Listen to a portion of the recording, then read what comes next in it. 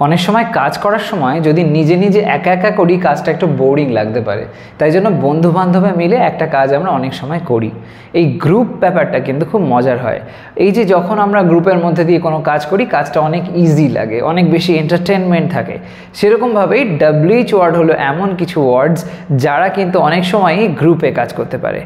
WH ওয়ার্ডস অনেক সময় এমন সিচুয়েশন হয় যখন আমরা দেখি WH ওয়ার্ড হয়তো আরেকটা WH ওয়ার্ডের সাথে যুক্ত হয়ে কাজ করছে, আবার কখনো কখনো দেখি অন্য কিছু শব্দের সঙ্গে যুক্ত হয়ে এরা কাজ করে। এই রকম সেন্স অনুযায়ী কোথাও দেখি আমরা দ্যাট ইজ এর সঙ্গে WH ব্যবহার হচ্ছে, কোথাও বা দেখি দিস ইজ এর সাথে WH ব্যবহার হচ্ছে। এর আগে আমি ভিডিওতে বলেছি কিভাবে WH ওয়ার্ড দ্যাট ইজ এর সঙ্গে ব্যবহার হয়, বলেছি আমি কিভাবে একটা WH আরেকটা WH এর সঙ্গে যুক্ত হয়ে ব্যবহার হয়।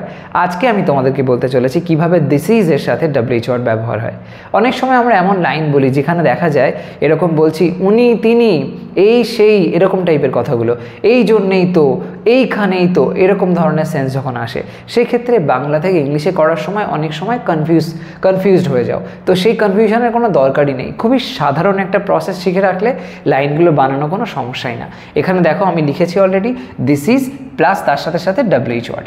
এই কম্বিনেশনটা কীরকমভাবে কাজ করে, খুবই সিম্পল কিছু মাত্র কয়েকটা লাইনের মধ্যে দিয়ে টোটাল বিষয়টাকে কিন্তু বোঝা সম্ভব চটজলদি।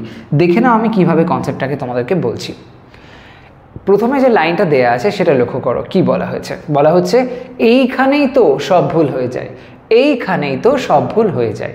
এই যে বলা হচ্ছে এইখানেই তো, এই জায়গাতেই তো, এরকমভাবে, তাই না? তার মানে একটা নির্দিষ্ট প্লেসকে পয়েন্ট করছে। যখন এরকম ধরনের কোনো কথা দেখবে যেখানে এইখানে এরকম টাইপের বলা হচ্ছে বা এই জায়গাতে এরকম টাইপের সেন্স আসছে, তখন সেক্ষেত্রে আমরা জানি যে জায়গা বা স্থান বা এরকম ধরনের অর্থ অনুযায়ী আমরা WH ওয়ার্ড হোয়ার ব্যবহার করে থাকি। সেইটা অ্যাপ্লাই করে লাইনটা বলতে হবে। আর হোয়ারের সাথে আমরা রাখবো এই যে ফ্রেজটা দেখতে পাচ্ছি দিস ইজ, এইটাকে ব্যবহার করব, এই এক্সপ্রেশনটাকে ব্যবহার করব। তো এরকমভাবে লাইন আমরা কিভাবে বানাতে পারি। সব কটা WH ওয়ার্ড এখানে অবশ্য যাবে না এই ফরম্যাটের সাথে, কিন্তু তাও যে কটা যায় এবং সেই মতন কেমনভাবে আমরা লাইন বলতে পারি সেটা এখান থেকে স্পষ্ট হয়ে বুঝতে পারবে। তো সেই মতন যদি লাইনটা লিখি এইখানেই অর্থে আমরা তাহলে লিখতে পারি দিস ইজ হোয়ার। তো লেখা যাক this is where, this is হোয়ার দিলাম। এইখানেই তো দিস ইজ হোয়ার কি হয়, সব ভুল হয়ে যায়, সব ভুল হয়ে যায়। তো এই যে সব ভুল হয়ে যায় সিম্পল প্রেজেন্ট টেন্সে বলা হয়েছে। তো সেরকমভাবে দিস ইজ হোয়ার সব সেন্সে কি লিখবো, এভরিথিং লিখবো, এভরিথিং। তারপরে যায় সেন্সে আমরা গো ভার্ব তার সাথে ইএস জুড়ে দেবো, করে দেবো গোজ, যেহেতু everything third person singular number. Everything goes কি না ভুল হয়ে যায়, এভরিথিং গোজ রং হলো। This is where everything goes wrong. এখানে দেখলাম তাহলে হোয়ারের ব্যবহার হলো কোন সেন্সে, জায়গা বোঝাতে, ওইখানেই বোঝাতে। সেরকমভাবে পরেরটা দেখো, একই রকম আরেকটা লাইন আছে, এইখানেই তো তোমার ভাবা বন্ধ করা উচিত, এইখানেই তো তোমার ভাবা বন্ধ করা উচিত। এই যে এইখানেই আগেরই মতন, তাহলে দিস ইজ হোয়ার লিখবো, তো একই তো কনসেপ্ট। তাহলে লেখা যাক this is where, this is হোয়ার তোমার ভাবা বন্ধ করা উচিত, তোমার ভাবা বন্ধ করা উচিত। দিস ইজ হোয়ার ইউ, তোমার, তোমার উচিত তার মানে ইউ শুড, ইউ শুড কি বন্ধ করা তার মানে স্টপ, ইউ শুড স্টপ ভাবা thinking, you should stop thinking হলো, you should stop thinking. This is where you should stop thinking. পরেরটা, এইভাবেই আমরা এটা ঠিক করি, এইভাবেই আমরা এটা ঠিক করি। এইভাবেই, এইভাবেই মানে একটা প্রসেস বলা হচ্ছে, একটা কাজ যেটা এরকমভাবে হয়। যখন আমরা কোনো এরকম প্রসেস বলি তখন সেক্ষেত্রে আমরা কোন WH ওয়ার্ড ব্যবহার করি, ঠিক ধরেছ, হাউ ব্যবহার করি, হাউ। সেটা এখানে বলতে হবে এইভাবেই অর্থে দিস ইজ হাউ। কত সহজ না লাইনগুলো বানানো। যদি আমরা এই প্রসেসগুলো বুঝে যাই তাহলে বাকি পার্টটার মধ্যে বিশেষ কিন্তু কিছু নেই। দিস ইজ হাউ বলে দিলাম, এইভাবেই আমরা এটা ঠিক করি, তাই তো, আমরা এটা ঠিক করি। এই যে লাইনটা সবসময় ঠিক করি, সিম্পল প্রেজেন্ট টেন্স আসলো, তো সেইভাবে দিস ইজ হাউ আমরা উই ঠিক করি। মানে অ্যাকচুয়ালি এখানে কোনো কিছু খারাপ আছে সেটা ঠিক করি এরকম সেন্সে আমি লিখিনি এখানে, মানে এটা আমরা সিদ্ধান্ত নিই, ভেবে ঠিক করি, এরকম টাইপের। তো সেই সেন্স থেকে দিস ইজ হাউ, কী করবো ঠিক করি, এরকম টাইপের সেন্সে আমি ঠিক শব্দটা এখানে ব্যবহার করেছি সিদ্ধান্ত নেওয়া অর্থে। তো this is how we decide it, we decide it, this is how we decide it। তো এইভাবেই আমরা এটা ঠিক করি, এইভাবেই আমরা এটা ভেবে ঠিক করি, এরকম একটা সেন্সে বা সিদ্ধান্ত নিই। যাই হোক, এবার যদি এখানে ঠিক করা মানে অবশ্য যদি এরকম সেন্সে ধরো কোনো জিনিসকে, ভাঙা জিনিস, খারাপ জিনিস, সেটাকে আমরা ঠিক করি, এরকম যদি অর্থ হয়, তাহলে ফিক্স শব্দটা ব্যবহার করতে পারি, this is how we fix it. Anyway, আমি ডিসাইড সেন্সে লিখেছিলাম সিদ্ধান্ত অর্থে। পরেরটা, এইখানেই ওরা যেতে চায়, এইখানেই ওরা যেতে চায়। দেখো যেরকমটা আগে দুটো লাইনে হয়েছিল সেমভাবে এখানেও কিন্তু আসলো, এইখানেই একটা জায়গা বোঝাচ্ছে, তাই তো? জায়গা বোঝালে দিস ইজ ওয়্যার, যেরকমটা হয়েছে, আলাদা তো কিছু নয়, সেমভাবেই লিখবো। লেখা যাক this is where, this is where, এইখানেই ওরা যেতে চায়, ওরা যেতে চায়, they want to go, they want to go.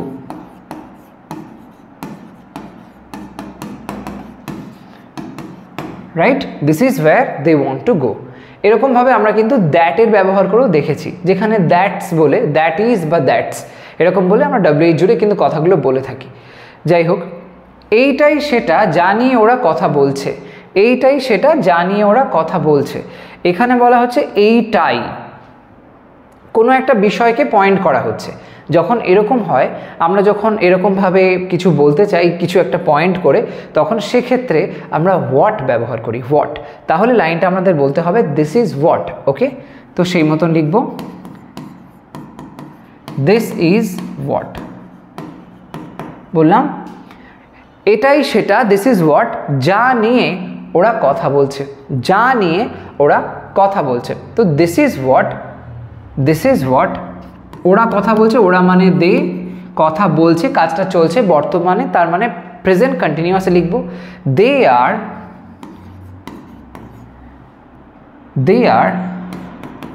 Talk, ING করে দাও, টকিং।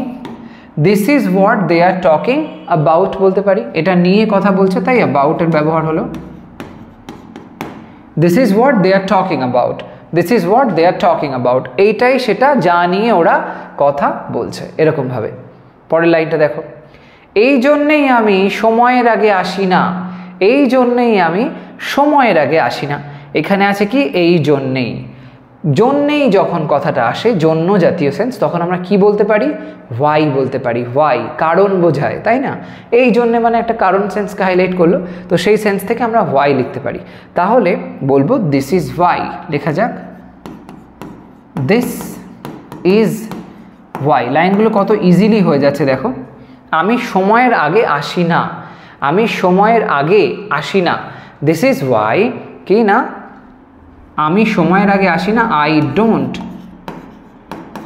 আই ডোন্ট, আসি না মানে অ্যাপিয়ার, আই ডোন্ট অ্যাপিয়ার, আমি আসি না সময়ের আগে, আগে সেন্সে বিফোর কথাটা লিখে দাও, বিফোর সময়, টাইম হলো। This is why I don't appear before time, এরকমভাবে ইজিলি হয়ে গেল, দিস ইজ হোয়াই। পরেরটা, এই তখনই সে তার ভুল বুঝতে পারলো, এই তখনই সে তার ভুল বুঝতে পারলো।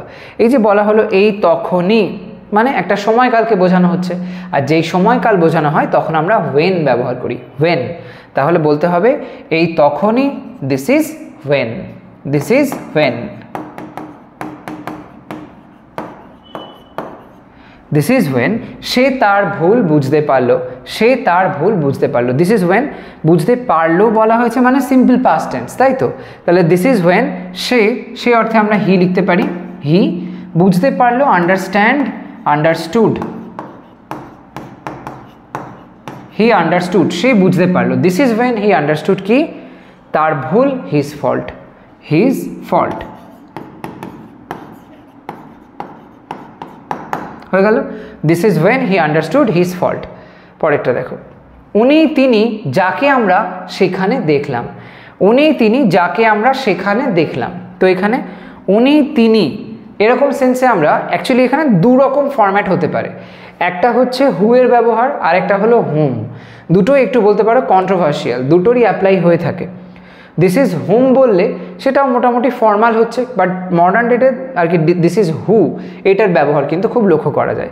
তো সেই সেন্স থেকে এরকম ধরনের অর্থ যখন দেখবে দিস ইজ হু বা হুম যে কোনো একটা বলতে পারো, তবে বর্তমান দিনে দিস ইজ হুটাকেই বেশি প্রেফার করা হচ্ছে। উনি, তিনি, দিস ইজ হু যাকে আমরা সেখানে দেখলাম, this is who we saw, এখানে তো হু হয় হুমও হয়,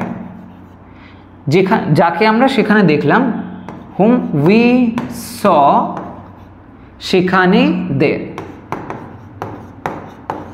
এই যে লাইনটা এখানে পেলাম যে দিস ইজ হু বা হুম উই স দেয়ার, এখানে তাহলে কি বুঝলাম যে হু এর ব্যবহারটা বর্তমান দিনে হচ্ছে, বাট গ্রামাটিক্যালি কিন্তু ম্যাক্সিমাম ক্ষেত্রে দেখা যায় হুমটা বেশি কারেক্ট হয়।